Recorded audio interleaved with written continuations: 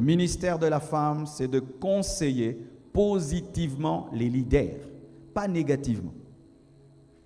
Lorsque maman, tu es une conseillère qui amène la mort, la destruction, la division, tu as raté ton appel. Lorsque ton mari veut se séparer de sa famille, toi tu dois venir lui dire, ne fais pas cela. Pardonne à tes frères, pardonne à ton père, pardonne à ta mère. Alléluia. Mais tu ne dois pas dire à David de tuer Nabal. Tu dois l'empêcher de tuer Nabal. Tu es à côté d'un chef. Le chef veut prendre une mauvaise décision, de manifester son autorité pour faire du mal. Toi, tu es sa conseillère. Tu dis, patron, ne le fais pas. Pardonne encore. Sois sage, sois prudent.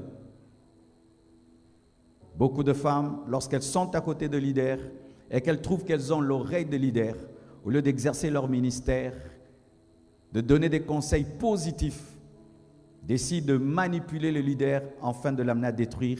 C'est comme ça que cette femme, Hérodias, a influencé sa fille qui avait bien dansé afin de demander la tête de Jean-Baptiste. Pourquoi? Au lieu de dire à sa fille, demande même un habit. Non, demande la tête de celui qui est opposé à mon mariage. Ne faites pas cela.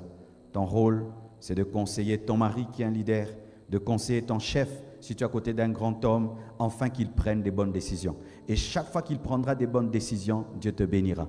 Vous regardez ceci, lorsque Nabal veut tuer, plutôt David veut tuer Nabal et Abigail l'empêche de tuer Nabal, Dieu tue maintenant Nabal à la place de David et David épouse Abigail. C'est-à-dire que lorsque tu donnes des bons conseils, Dieu t'élèvera.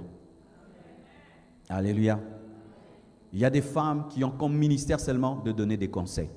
Dieu ne les appelle pas à enseigner, Dieu ne les appelle pas à faire des affaires, Dieu ne les appelle pas à diriger les autres, mais Dieu les place seulement à côté des grands dirigeants, à côté des grands décideurs pour qu'ils puissent influencer positivement. Et ce n'est pas quelque chose à prendre à la légère parce que le conseil qu'a donné Abigail a sauvé Nabal. Amen.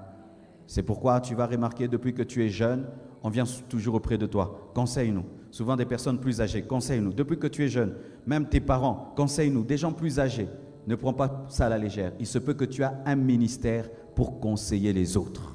Alléluia. Mais vous savez, souvent à l'église, on ne parle pas de cela. On parle que de prêcher, enseigner, tout.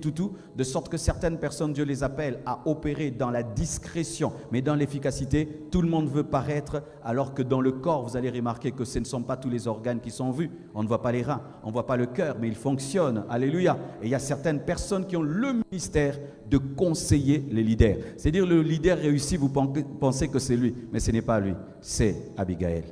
Que Dieu t'accorde cela.